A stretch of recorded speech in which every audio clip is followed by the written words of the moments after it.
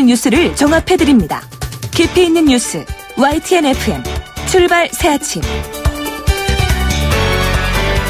신유의 출발 새아침 3부 순서 시작합니다. 오늘도 서울을 비롯한 수도권에서는 오후부터 비가 오락가락한다고 하죠. 그런데 이렇게 비가 많이 자주 오는 8월, 또 이렇게 선선한 8월은 아주 예외적인 경우라고 하는데요. 이런 예외가 얼마나 오래갈지는 모르겠습니다만 달갑지 않은 예외가 아닌 것만은 확실합니다.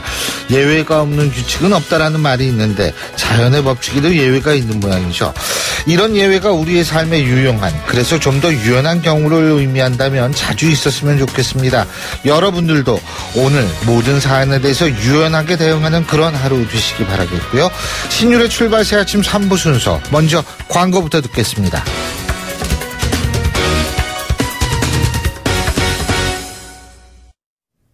YTN 라디오 신율의 출발 새아침. 정치권이 높다 하되 출발 새아침 아래 메이로다. 나란 일을 논하는 선비들의 이야기 공간, 출발 사랑방.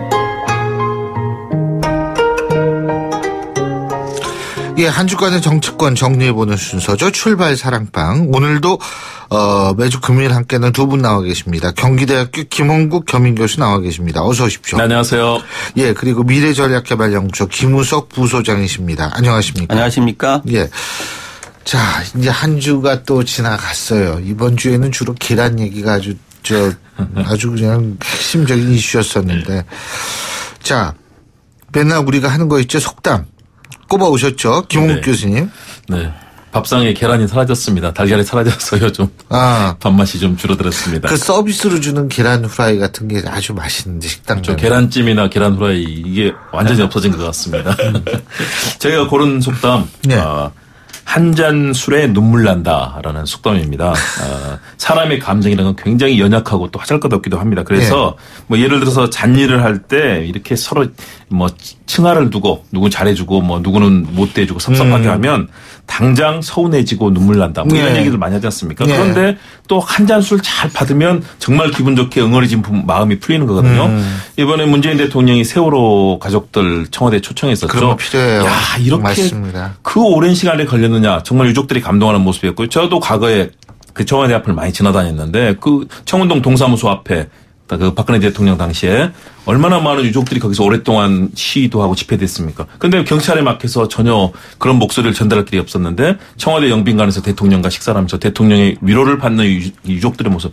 사실은 쉽거든요. 그냥 한 잔 술에 그 맺혔던 것들이 풀리는 게 결국 정치고 정치가 국민을 위해서 할 일인데 그런 부분을 소홀히 했던 거예요. 그게 뭐 사실 돈 드는 것도 아니고. 그러니까요. 그게 뭐가 어려워요, 사실. 그러니까요. 또 그거는 또 맞아요. 국민 세금을 들여서 하더라도 국민들이 전혀 아까워하는 일이 아니지 않습니까? 맞습니다. 이런 일을 닥쳤을 때 저는 앞으로 국정 모두가 다 이렇게 돼야 된다. 국민의 마음을 달래주고 그분이 부유층이건 또는 가난한 분이건 이런 마음들을 달래기 위해서 국민들 어려운 부분들을 하나씩 달래줄 때 그런 부분들이 잘 풀린다. 한자로 우리 만사 휴이다.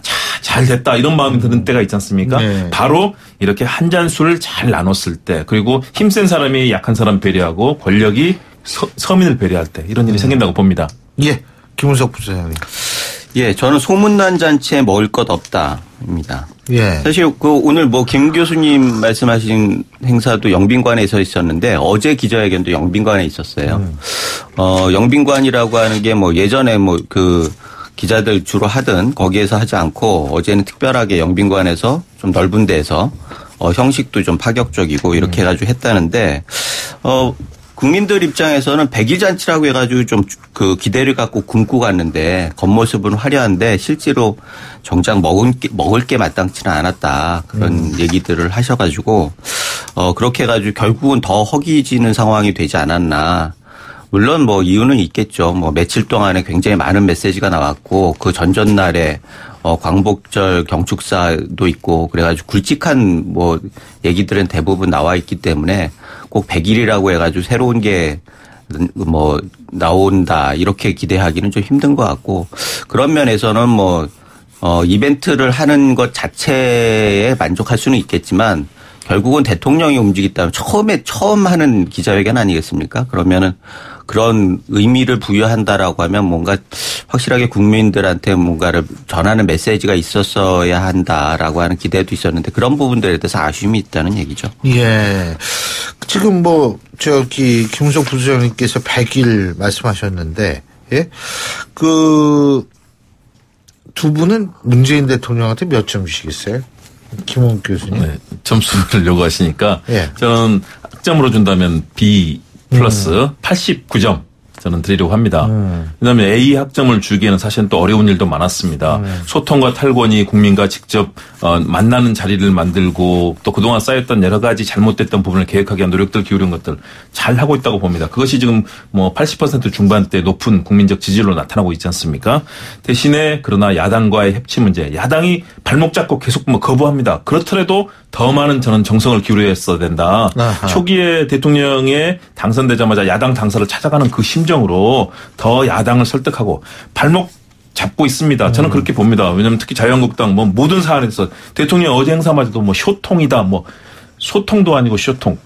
또 대통령의 외교 문제를 뭐 구걸이다라고 정말 사실은 너무 극심한 표현이거든요. 네. 그럼에도 불구하고 야당에 대해서 더 많이 찾아가고 더 손을 내밀어야 된다. 그리고 몇 가지 인사 문제라든가 이런 점들을 봤을 때는 아주 잘 하고 있고 앞으로 기대도 되고 그 내용을 물론 채워야 됩니다. 그럼에도 불구하고 A학점을 주기에는 앞으로 할 일이 많기 때문에 저는 그렇다면 B학점을 줘야 되는데 그 B학점 중에서는 지금까지 잘하고 있다는 측면에서 89점 B 플러스 학점을 저는 드립니다. 예. 김우석 부소장님. 학점으로 역시 대학교에서 강의를 하시니까 학점으로 얘기를 하시는 거예요. 저는 고등학교 수준에서 얘기하겠습니다. 저는 82점. 이거 정답인 것 같아요. 82.7점 차이밖에 안 나네 뭐. 둘 다 B입니다. 그게 B 플러스든 B 마이너스든. B 제로와 B 예. 플러스. 아니 고등학교에서는요 학점 개념이 없어요. 그래서 82점 정도인데 이게 제가 보기에는 정답인 게 여론조사 평균을 보니까 한 그 정도 되는 것 같아요. 그래서 이게 정답이구나 생각해가지고 말씀드렸는데 야당 입장에서는 거꾸로 18% 정도 얘기를 하겠지만 18점 정도 얘기를 하겠지만 그건 좀 과한 것 같고 일단 국민들이 보기에는 82점 정도를 주는 것 같아요. 그런데 여기에서 우리가 간과하지 말아야 할 거는 많은 국민들이 유보적인 거라는 거죠. 평가를 지금은 아직 할 때가 아니다라고. 그리고 또 하나는 지금 위기 상황이기 때문에 일단은 지금이 있는 권위에 대해서는 좀 힘을 몰아줘야 한다라고 하는 정서들이 있는 것 같아요. 그래서 한 100일 정도는 우리가 참고 좀 같이 지켜봐주고 힘도 모아주고 이런 정서들이 있는 것 같아서 이 정도 나오는 건 합리적이다 이렇게 생각을 하는데 결국은 일반 연인들도 한 100일 정도는 막 핫하지 않습니까? 그래서 100일 그 잔치 100일을 요새 바람 피시는 거 아니죠? 아니 그거 개인 문제로 자꾸 그러시면 아니 저는 연애한 지가 하도 오래돼가지고 100일 정도 핫했는지 요새 기억이 안 나요. 드라마를 좀 많이 봐가지고 예. 그래서 100일 정도는 장밋빛 환상이 있는 것 같아요. 그런데 100일이 지나면은 현실을 돌아보지 않을 수가 없는 거거든요. 이 사람하고 같이 살아가지고 제가 얼마나 득을 볼 것이냐라고 하는 현실적인 것들이 있는데 이제부터가 시작인 것 같습니다. 그래서 객관적으로 보기에는 냉정하게 좀 판단을 해가지고 100일을 평가하자면 저는 그렇게 봐요. 내치는 좀 과했고 외치는 모자랐다. 그래서 이게 과하고 모자란 부분들을 어떻게 조정할 것인가. 그것이 100일 이후에 현실적인 국민의 요구에 어떻게 맞출 것이냐. 그것이 결국 임기 5년 마무리할 때까지 계속 지속될 것이다. 이렇게 보여집니다. 예. 어쨌든 이제 100일이고요. 제가 그리고 아까 방송 오프닝에도 말씀을 드렸는데 문재인 대통령의 100일은 다른 대통령 100일하고 달라요. 당선인 이퀄 취임일이기 때문에 다른 대통령들은 100일이라는 게 인수위 2달 빼고 100일이거든요. 그렇죠. 그러니까 당선일보다 합하면 한 5개월 정도 되는 거예요. 근데 사실 문재인 대통령은 갑자기 이제 이 탄핵이라는 사태 때문에 조기 대선으로 당선인 이퀄 취임일이 됐기 때문에 사실은 오히려 더 힘든 그래서 더 좀 여러 가지로 얘기를 들을 수 있는 100일입니다만 그럼에도 불구하고 평가가 이렇게 좋은 거는 상당히 저는 어려운 일이다. 이런 얘기를 좀 하고 싶은데 어쨌든 어제 100일 기자회견이 있었다고 김우석 부소장님이 말씀을 해 주셨는데 예? 각본이 없다. 예? 각본 없이 한 거 아니에요. 각본 없이. 그렇죠. 그러니까 각본이라는 게 딴 게 아니고 이 기자들이 이런 질문 하겠다. 이거 미리 가르쳐주고 뭐 이 옛날에는 그랬다는 거 아니에요. 근데 이번에는 안 그랬다. 그런 거라는 건데 이런 형식 파괴도 나름 의미가 있겠죠. 기자 생활도 하셨으니까. 분명히 있습니다. 저도 뭐 청와대 출입했었고요. 네. 과거에는 어느 기자가 무슨 질문하고 질문 요지 다 내놓으면 사전에 질문지, 답변지, 대통령 답변지 다 만들어서. 답변지도 미리 받아요, 기자가? 아니, 기자들은 안 받지만 대통령이 이제 답변지를 보고 거기에 대해서 답을 한다는 거죠. 박근혜 대통령이, 전 대통령이 실제 그랬지 않습니까? 질문 답변지 놓고 다 얘기를 했기 때문에. 그렇기 때문에 거기서 새로운 내용이 나온다는 것은 불가능했던 거고요. 어제 역시 형식상에서 일단 기본 파견이 있었다. 물론 각본은 없었지만 기본적인 연출은 있어야 되죠. 왜냐하면 그렇지 않으면 중구난방으로 뭐 예를 들어서 거기 250명이 전부 다 질문하겠다고 있을 때 어떻게 하겠습니까? 기본적인 연출이라는 게 뭐예요? 그러니까 누가 질문한다 이 정도까지. 누가 질문할 것까지는 안 정해 놓더라도 최소한도 뭐 외교 안보 문제, 뭐 경제 문제 이런 틀에 대한 질문에 대한 얘기를 하는 거죠. 최소한도 그런 정도는 뭐 기본적으로 필요하다고 보고요. 그런 측면에서 어제도 상당히 이 많은 질문들 15명의 기자가 또 질문했고 답변이 있었지 않습니까? 국정 전반에 대해서 얘기를 했는데 그런 측면에서는 직접 대통령의 생각을 준비되지 않은 상태에서 뭐 대통령님 떨리시죠라고 뭐 질문하는 기자도 있었고요. 뭐 그런 상황 속에서 진행이 됐는데 그런 측면에서 굉장히 산뜻하고 신선했다. 대신에 역시 시간이 60분이 너무 짧았습니다. 저는 한 3시간 정도 잡아서 정말 다양한 얘기를 놓고 했다면 훨씬 더 허심탄회한 얘기들 그리고 국정 전반에 대해서 얘기했을 텐데 어제는 약간 원론적인 수준에 좀 그쳤지만 그럼에도 불구하고 그 답변에 문 대통령이 상당히 충실하게 답변했고 언론도 그동안 어땠습니까? 정말 뭐 임기 내에 뭐 언론 인터뷰 한 번 없고 뭐 기자회견도 연례 한 번 정도 있었고 이런 참혹한 상황. 뭐 오바마 대통령은 뭐 일주일에 2-3번 한 달이면 거의 10번 이상 이런 기자회견을 하고 또 인터뷰가 있었지 않습니까? 너무 비교됐던 우리 정말 소통이 없었던 상황에서 최소한도 국민들이 대통령이 이런 생각을 언론과 허심탄회하게 얘기하는구나. 볼 수 있었던 좋은 장면이었다고 생각이 됩니다. 예. 김은석 부사장님. 지금 청와대가 좀 우려스러운 게 처음 강박에서 벗어나야 합니다. 새로운 것, 처음. 그 형식에도 다 이유가 있는 거거든요. 그런데 형식을 파괴하는 것이 온전히 선이냐. 어제 같은 경우에도 형식 파괴를 한다고 해가지고 기대를 가지고 봤는데 내용 자체는 특별한 게 없었지 않습니까? 그러면 내용 충실한 걸 원하지 형식을 하는 거는 금방금방 한두 번으로 국민들은 일단은 뭐 그 한계 효용 체감이라고 그러죠. 그런 거를 겪을 수밖에 없기 때문에 결국은 내용을 어떻게 잘 메시지를 만들어가지고 국민한테 전달하는데 여기에 포커스가 해야 한다는 거죠. 그게 뭐 오늘 언론에 보니까 특정인이 준비를 했다고 그러는데 그런 부분들도 참 문제가 있는 것 같고요. 사실 이게 그 기자들이 질문은 국민들이 궁금해해야 한다고 생각을 하는 거예요. 그러면 국민들의 궁금증을 잘 파악해가지고 미리 준비하는 거는 일종의 브리핑 같은 거거든요. 브리핑에 준비를 못한다. 그거는 형식적으로도 문제가 있지만 내용적으로도 많은 한계가 있을 수밖에 없는 건데 그런 것들에 너무 집착하지 않았으면 좋겠다. 그런 생각이 들고 어제 같은 경우에도 보면은 사람들은 많았는데 실제로 보수 진영의 메인 언론들은 질문을 하질 않았어요. 제가 쭉 보니까. 그래서 그런 것들도 인위적으로 좀 조정을 할 필요가 있었지 않았느냐. 그래서 정말 국민을 대변할 수 있는 균형 감각 있는 질문 순서 이런 것들도 좀 보고 내용 같은 경우에도 좀 균형 감각 있고 국민들이 꼭 알고 싶은 건 뭐냐 이런 고민에서부터 시작을 해야 하는데 그런 부분들도 많이 아쉬움이 있었다 이런 생각이 듭니다. 지금 김우석 부소장님이 그 말씀하시니까 갑자기 이 생각이 나요. 이게 기자분들의 질문은 국민들의 질문을 대신해서 해야 된다. 맞는데 이게 MC도요. 이 시사 프로그램 MC도 사실 국민의 입장을 대신해서 질문하고 방송을 진행해야 된다 그래가지고 이런 경우가 있어요. 그러니까 나이 한참 드신 분인데 예를 들면 제가 이제 김 교수님한테 김 교수는 어떻게 생각하세요? 이런 식으로 물어보는 MC들이 있어요. 간혹가다. 왜냐하면 자기가 국민을 대변한다. 근데 전 그건 아니라고 그러거든요. 생각하거든요. 그래서 꼭 뭐 의원님이라든 님자는 제가 꼭 붙여드립니다. 근데 어떻게 우리 김 의원 어떻게 생각해요? 그런 이게 듣는 사람도 되게 거부감 느끼거든요. 사실 갑자기 그 생각이 나요. 예. 자, 근데 지금 이 문재인 대통령이 어제 기자회견에서 가장 핵심되는 거는 이 국민 통합이고 어제 기자회견에서도 이 통합을 강조를 했는데 지금까지 나온 정책들 국민 통합에 부합됐다고 보십니까? 김홍 교수님?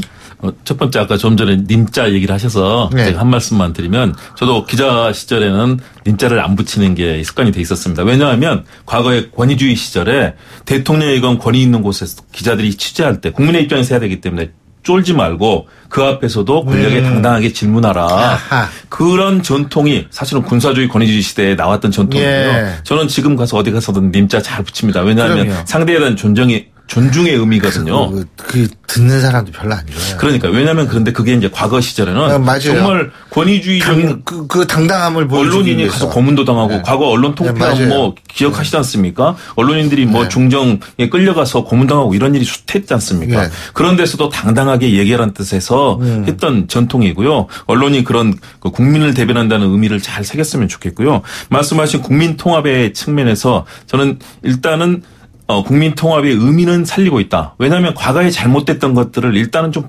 뭔가 개혁해야 되는 소위 말해서 잘못됐던 정부가 부당하게 또는 국정원이 군이 선거에 개입한다든가 이런 적폐는 바꿔야 되지 않겠습니까? 그런 부분에 있어서 여러 가지 이제 정부 차원의 메시지가 나가는 거고요. 그런 측면에서 그러나 좀 부족해 보이는 것도 있는 부분도 사실입니다. 왜냐하면 인재 등용이라든가 여러 측면에서 저는 좀 보수 진영에서도 합리적이고 개혁적인 분들 또 중도적인 분들 이런 분들도 좀 많이 등용이 됐으면 좋겠는데 현재 흐름으로 봤을 때는 아무래도 그동안에 뭐 캠프라든가 또는 진영에 있었던 분들이 좀 많이 발탁이 되고 또 정책도 그렇게 나가는 것 같아요. 그래서 중도층이라든가 또는 보수층에서도 더 적극적으로 이 소통할 수 있는 그런 정책들을 내놓고 국민 통합을 외친다면 훨씬 더 좋지 않을까. 그런데 지금은 박근혜 정부 때 너무 극심했던 겁니다. 국민을 편가르고 블랙리스트 만들어서 10,000명 넘는 뭐 문화예술인을 배척하고 또 뭐 공무원 보장이 돼 있지 않습니까? 정치적 중립과 임기가 보장이 돼 있는데 뭐 마음대로 경질하고 자르고 뭐 퇴직시키고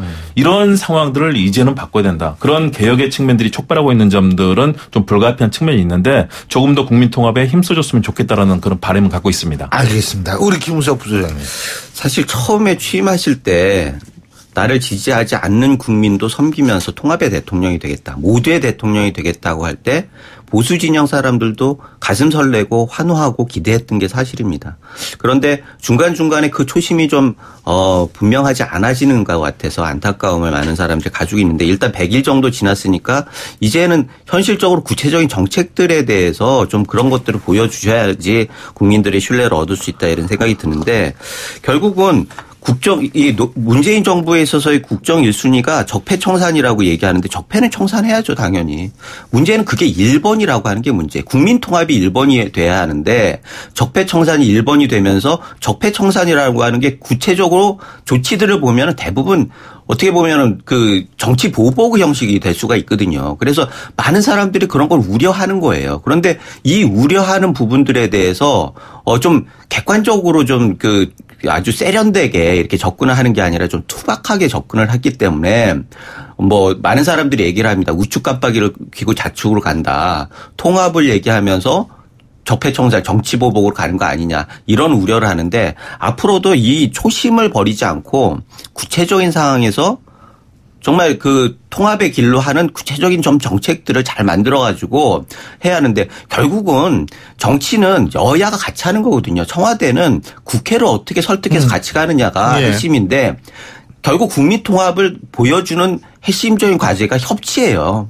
그러니까 협치 부분에 대해서 많은 사람들이 지금 야당에서 발목 잡게 한다는데 야당에서야 당연히 발목 잡는 거 아니겠습니까? 결국은 국정 책임은 대통령에 있는 거예요. 수권 정당에 있는 거예요. 그래서 그런 부분들에 대해서 야당 탓할 게 아니라 정말 협치를 하기 위한 여러 가지 조건, 당근도 좀 주고 이렇게 하면서 협치의 정말 구체적인 모습들을 보여야 하는 게 이제부터의 과제 아닌가 이런 생각이 듭니다. 자, 그리고요. 제가 좀 전에 정의당의 이정미 대표하고 인터뷰를 할 때 이정미 대표께서 이런 말씀을 하시더라고요. 뭐냐면 이 복지정책, 재원 이거 증세해야 된다. 근데 어제 제가 그래서 얘기했거든요. 문재인 대통령은 어제 뭐라고 얘기를 했냐면 면밀하게 이거 다 검토를 해서 재원을 검토한 것이다. 이런 얘기를 했는데 그거 그럼 그게 아니라고 보냐 그랬더니 증세할 수밖에 없다라는 얘기를 했는데 예를 들면 그런 부분은 어떻게 보세요, 우리 김홍국 교수님? 저는 그 부분에 있어서 예. 정부가 정말 면밀하게 검토를 했다고 일단 대통령의 얘기가 나왔는데 예. 그 부분에 있어서는 실제적으로 좀 더 짚어볼 필요가 있지 않을까. 어제 들으면서 과연 어느 정도 정말 면밀하게 계산이 되는가 사실은 좀 의구심도 들었거든요. 예. 왜냐하면 실제로 필요한 실제 쓰여야 될 재정 예산 규모는 정말 엄청난데 예. 현재 우리의 세입 규모를 본다면 또 그 부분에 분명히 미치지 못하지 않습니까? 과거 이명박 전 대통령처럼 뭐 4대강 사업 어디선가 막 다 끌어다가 했던 그런 방식으로 지금은 할 수 없는 것 아니겠습니까? 그렇다면 저는 합리적인 증세는 불가피하다. 대신에 그것들이 무작정 뭐 견인하는 방식이 아니라 국민들의 동의를 구하면서 특히 예를 들어 부유층에 대한 가세 문제 같은 경우는 분명히 동의를 또 국민적인 동의와 절차를 구하는 절차를 가져야 될 것이기 때문에 그런 부분에 있어서는 사실 좀 우려되는 측면이 있습니다. 좀 더 그 계산된 수치 그리고 계획들을 그리고 구체적인 프로그램들을 내놓았으면 좋겠는데 아마 지금 사실상 100일 아니겠습니까? 정부 구성도 사실은 아직도 안 됐어요. 중소벤처부 장관 그러니까요. 그렇기 때문에 저는 빠르게 특히 이제 곧 정기국회도 다가오고 있기 예. 때문에 이 흐름들에 대해서 좀 정리를 해서 국민들께 내놓고 또 저는 증세가 불가피하지 않은가. 그렇다면 그 필요성과 실제 이 증세 구성은 어떻게 할 것인가. 그리고 국민들께 그 부분에 대해서 어떻게 설명할 것인지를 정부가 좀 빨리 준비해서 내놓는 게 필요하지 않는가.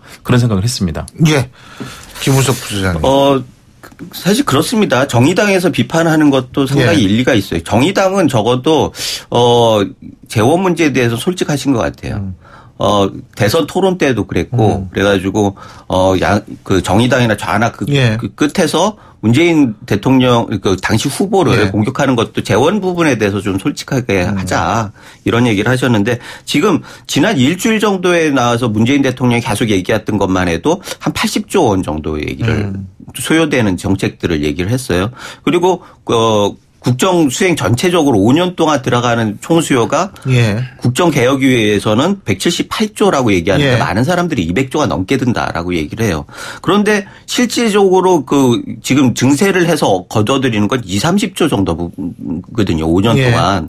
그래서 이 차이를 어떻게 국민들이 감당을 설명을 할 수 있을까. 어제 그런 부분들에 대해서 기대가 있었던 거죠. 그런데 그런 부분들에 대해서 충분하게 납득할 설명이 없었고 또 하나는 재원은 충분히 검토했다라고 하는데 이걸 보면서 많은 사람 저도 그렇고 모기지 금융위기 때가 생각이 나는 거예요. 모기지 금융위기 때 잘 아시겠지만 서프라임 모기지 말씀하시는 거죠. 그 전문가들 수학자들이 이거는 수학적으로 틀림없다. 그런데 나중에 터지고 나니까 정말 저기 오두막 하나에 엄청난 파생 상품들로 쌓이다 보니까 결국 위기가 있었으니까 터지니까 아무도 책임 못 지는 상황이 되지 않았습니까?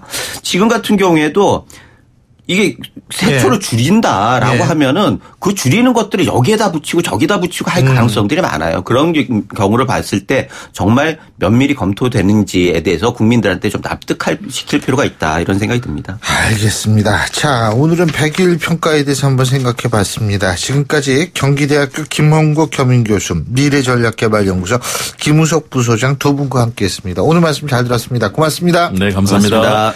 예, 신율의 출발 새 아침 3부 순서 여기서 줄입니다. 잠시 뒤 4부에서 뵙겠습니다. 날카로운 분석, 내일을 보는 시선, 신율의 출발 새 아침. 신율의 출발 새 아침 4부 순서 먼저 광고부터 듣겠습니다. 예, 금요일 아침입니다. 8시 42분 02초 지나고 있는데요. 교통 상황 알아보겠습니다. 김미란 캐스터. 네, 신율의 출발 새 아침 교통정보입니다. 아침 출근길 간선도로에 많이 정체가 많은 모습인데요. 사고 난 구간이 있습니다. 내부순환로 성산 방향 기름에서 정릉램프 구간 1차로에서 추돌사고가 일어나 처리 작업을 하고 있습니다. 북부간선도로는 도심 쪽으로 묵동 나들목부터 하워곡 램프까지 많이 밀리는 모습인데요. 전 시간보다 분당수서로 도심 쪽 청담대교 쪽도 교통량이 많아진 모습입니다. 복정부터 수서로 지나 탄천 1교까지 정체 서행되고 있고 한강을 따라 강변문호도 행주대교 일대부터 동작대교까지 밀려 있습니다. 같이 가는 올림픽대로도 지금 하남 방향 방화대교 일대부터 성산대교 다시 여의도권 일대부터 청담까지 정체가 더 늘어났습니다. 서부간선도로는 외곽 안양 가는 길 목동교부터 광명대교 지나 금천교 사이가 밀려 있는데요. 반대 도심 방향 고척교 일대부터 신정교 지나는데도 30km 서행입니다. 신일의 출발 새 아침 교통정보였습니다. YTN 라디오 신율의 출발 새 아침.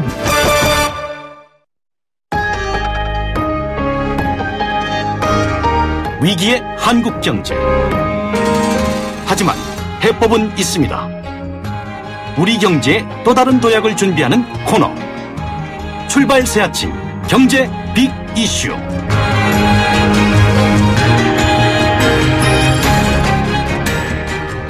예, 경제 현안 짚어보겠습니다. 오늘도 서울대학교 이필상 교수님 스튜디오에 모셨습니다. 안녕하십니까? 네, 안녕하세요. 예, 어제 문재인 정부가 출범 100일을 맞았는데 100일간 문재인 정부의 경제 정책 어떻게 평가하십니까? 우리 경제가 최근에 저성장과 양극화에 덫에 걸려서 좌초 상태나 다름없었는데요. 소득 주도 성장이라는 새로운 성장의 길을 열었다. 이런 면에서 문재인 정부는 지난 100일간 의미 있는 경제정책을 폈다 이렇게 볼 수는 있습니다. 문재인 정부 출범할 때 우리 경제는 앞이 안 보일 정도로 불투명했는데요. 해운이나 조선, 철강 같은 주력 산업이 무너지면서 성장률이 급격히 떨어지고요. 가계부채가 급증을 해서 가계 연쇄 부도 위기가 나타났습니다. 여기에 일자리가 없어서 청년들이 길거리를 헤맸고요. 무엇보다도 대통령 탄핵 사태로 국정이 공백 상태였는데 그러니까 경제가 앞이 안 보였다는 것이거든요. 이런 상태에서 문재인 정부가 들어서서 국민 모두가 골고루 잘 사는 경제를 만들겠다 이렇게 선언하고 소득 주도 성장이라는 것을 내놨는데요. 그 방법으로 대통령 직속으로 일자리위원회 만들고요. 청와대 일자리 현황판 설치했습니다. 그리고 일자리 추경, 비정규직 축소, 최저임금 인상 등 여러 가지 이제 대책들을 쏟아냈습니다. 그렇다면 정말 소득 주도 성장이라는 것이 우리 경제에 제대로 살리는 거냐 이런 것이 이제 의문인데요. 근데 이제 너무 빠른 시일 내에 준비가 없이 급격히 이제 경제 정책 기조를 바꾸니까 지금 혼란이 오고 부작용도 나타나고 있습니다. 그래서 문재인 정부가 무모한 경제 실험을 하는 것이 아니냐 이런 지적도 있는데요. 기대도 크지만은 우려도 있는 것도 사실입니다. 그럼 교수님께서는 그 방향성, 소득주도 성장이라는 방향성에는 동의하십니까? 저는 방향은 맞다고 생각합니다. 원래 경제는 사람이 일을 하고 사람이 돈을 벌고 사람이 잘 살아야 됩니다. 그런데 우리 경제는 기계가 일을 하고 돈이 돈을 벌고 자본가가 이익을 독점합니다. 문재인 정부가 추진하는 소득주도 성장이라는 것이 이런 경제 체제를 바꾸겠다는 것이거든요. 그래서 정부가 일자리를 만들고 가계소득을 올리는 그런 정책을 집중적으로 펴서 경제가 저변부터 살아나가야겠다. 그래서 양극화를 해소하고 국민들이 골고루 잘 사는 그런 어떤 경제를 만들겠다 이런 건데요. 그런데 이제 이 문재인 정부 지금 추진하고 있는 소득주도 성장에는 문제가 있습니다. 뭐냐면은 정부가 지금 빚이 많은 상태인데요. 돈을 풀어서 모든 것을 해결하겠다는 이런 어떤 이제 정부 주도 입장이라는 건데요. 그래서 이제 아까 말씀드렸듯이 최저임금 올려라, 비정규직 없애라, 아동수당 신설하라, 기초연금 인상하라 여러 가지 대책을 내놓았는데 이거에 대해서 모자라는 돈 정부가 지원하겠다는 것이거든요. 근데 지금 정부 부채가 600조 원이 넘습니다. 사상 최대입니다. 이렇게 정부가 무조건 돈을 풀어서 경제를 살리겠다. 이럴 경우에 이게 이제 정부가 스스로 부실화되면서 경제를 안고 쓰러지는 그런 어떤 위험도 있다는 겁니다. 그래서 소득 주도 성장의 전제 조건이 있는데 이게 뭐냐면은 성장 동력을 회복해서 경제가 고용 창출 능력이 있어야 됩니다. 그리고 소득 창출 능력이 있어야 됩니다. 근데 지금 그것이 거의 없는 상태라는 것이거든요. 이런 상태에서 정부가 돈만 계속 푼다라고 할 때는 오히려 소득주도 성장이 결국 성공을 못하고 경제에 더 큰 화를 가져올 가능성도 배제할 수 없다. 이건 지적하고 싶습니다. 지금 근데 이제 고용 창출이 일자리 증가가 필수적이라는 말씀이신데 소득주도 성장이 되기 위해서는. 네. 근데 이제 정부는 민간 기업의 고용 확대를 위해서 세제 지원책을 지금 하겠다 이렇게 나오고 있지 않습니까? 맞습니다. 정부가 5년간 공공부문 일자리 81만 개를 만들겠다. 그런데 이거 가지고는 소득주도 성장이 부족하고요. 그래서 이제 중요한 건 민간 기업들이 고용 창출을 해야 되거든요. 그래서 정부가 이제 그런 면에서 3대 일자리 지원 세제라는 걸 마련했는데 그 내용을 보면은 기업이 근로자를 신규 고용을 하면은 고용 숫자에 비례해서 세금을 깎아주는 제도를 2년간 운영하겠다. 그다음에 기업이 비정규직을 정규직으로 전환하면은 세액 공제폭을 지금보다 대폭 확대하겠다. 그리고 기업이 근로자들 임금을 평균치보다 더 올려주면은 그 더 올려준 것에 비례해서 세금을 많이 깎아주겠다. 이런 내용들입니다. 그래서 여러 가지 세제를 다 동원하고 있는데요. 일단 뭐 일자리를 만드는데 저 유인책은 될 수 있습니다. 근데 이제 문제는 이렇게 세금 깎아준다고 해서 정말 기업들이 고용을 늘릴 그런 능력이 있느냐. 또 임금을 올려줄 능력이 있느냐. 지금 이제 산업, 주력 산업이 이제 주저앉고, 그 다음에 이제 그 경제 성장률이 떨어진 상태인데, 이런 세제 지원 정도 가지고 기업들이 정말 정부 원하는 대로 일자리를 늘릴 가능성이 이렇게 높지 않다는 것이거든요. 그래서 이제 역시 경제가 구조와 체질이 제대로 준비가 된 상태에서 이런 세제 대책을 내놓는 것이 순서인데, 먼저 내놓으니까 이것이 오히려 이제 효과가 더 떨어질 수 있는 그런 이제 상태가 될 수 있다는 것이죠. 예. 그리고 이제 이 문재인 정부 예를 들면은 지금 아동수당 도입하죠. 내년 7월부터인가요? 0세부터 5세까지 10만 원씩 지급한다. 네. 부모의 소득 상관없이.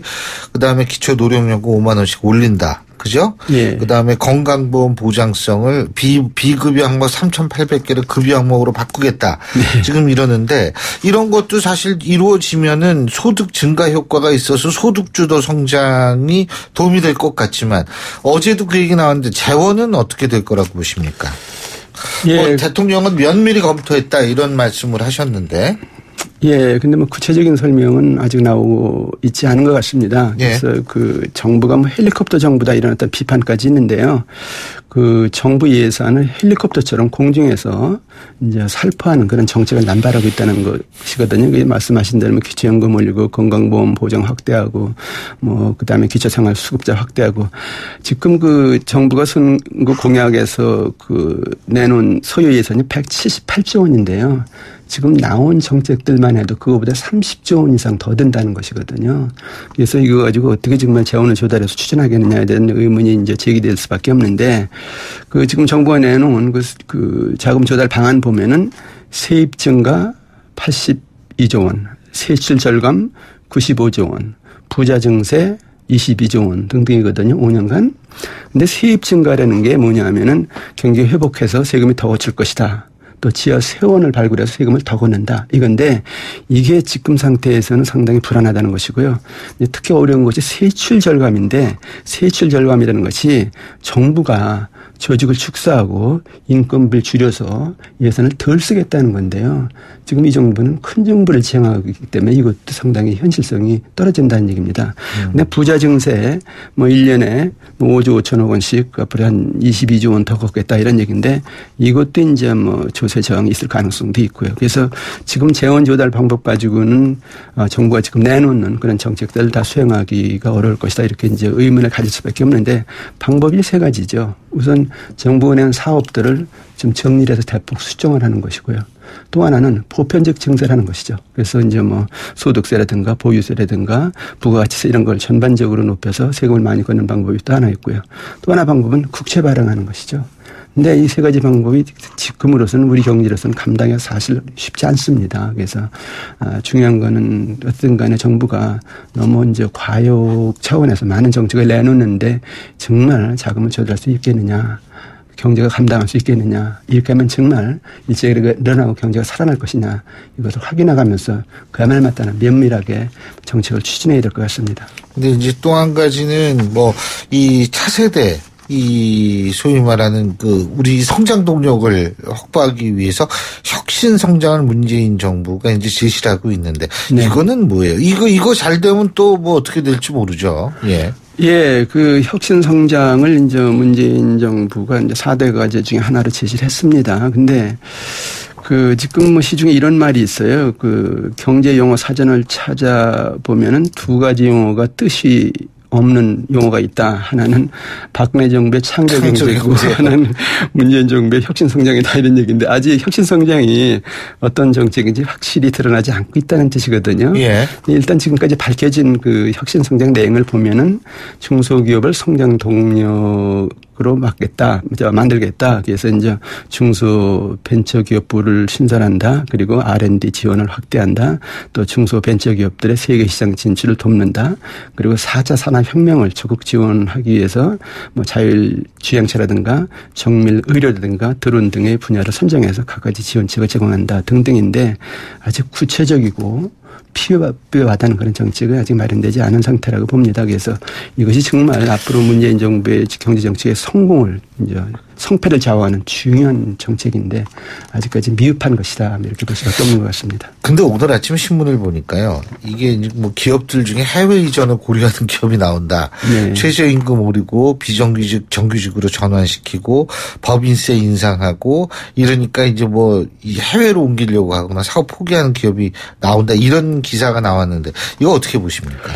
지금 그 중소기업 정책이 그 양면성이 있다는 거예요. 그래서 모순이 드러나고 있는데 한편으로는 지원 정책을 계속 많이 내놓고 있습니다. 그래서 뭐 대기업의 어떤 적폐 청산에서 공정 경쟁 체제를 만들겠다. 중소기업들이 마음대로 활동할 수 있게 해주겠다. 뭐 이런 어떤 정책을 내놓고요.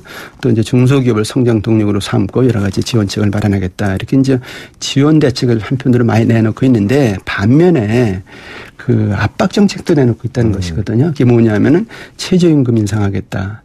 비정규직 줄여라. 그리고 법인세 올린다 등등인데 이게 지금 이렇게 지원 정책보다는 압박 정책이 중소기업이나 자영업자 입장에서는 더 피부로 와닿는다는 것이거든요. 더 강하게 와닿는 것이. 그러니까 여기 그렇다면 야 이제 뭐 사업 못하는 것이 아니냐. 폐업해야 된다. 뭐 어쩔 수 없다. 사람 해고시키자. 뭐 우리나라에서는 안 된다. 해외로 가자. 이런 얘기가 지금 나오고 있는데 이거 어떻든 간에 중소기업 살려야 됩니다. 근데 이거 제대로 정책을 조율하고 어떻게 보면 신뢰를 구축을 해서 중소기업들이 다시 일어서는 그런 어떤 이제 상황을 만들어야지 지금과 같은 불안한 상태에서는 오히려 정부 정책이 해를 끼치는 그런 결과도 가져올 수가 있습니다. 간단하게 어떻게 해야 됩니까? 정부 앞으로? 그 문재인 정부의 경제정책 보면은 마라톤을 뛰어야 되는데 100m 달리기를 하고 있거든요. 예. 그래서 정말 경제 체제를 바꾸고 구조를 바꿔서 소득주도 성장을 이제 성공할 수 있는 그런 어떤 체제를 먼저 갖춰야 되는데 예. 먼저 이제 돈 푸는 정책부터 하고 있다. 이런 면에서 좀 멀리 보고 좀 긴 호흡으로 정책을 펴라 이런 말씀을 드리고 싶습니다. 알겠습니다. 예, 오늘 말씀 잘 들었습니다. 고맙습니다. 네, 감사합니다. 예, 지금까지 서울대학교 이필상 교수님과 함께했고요. 자, 신율의 출발새 아침 금요일 순서는 여기서 모두 줄이겠습니다. 여러분 이번 주말 좀 시원했으면 좋겠죠. 저도 마찬가지입니다. 주말 잘 보내시고요. 저는 월요일 아침 7시 15분에 다시 오겠습니다. 신율이었습니다. 고맙습니다.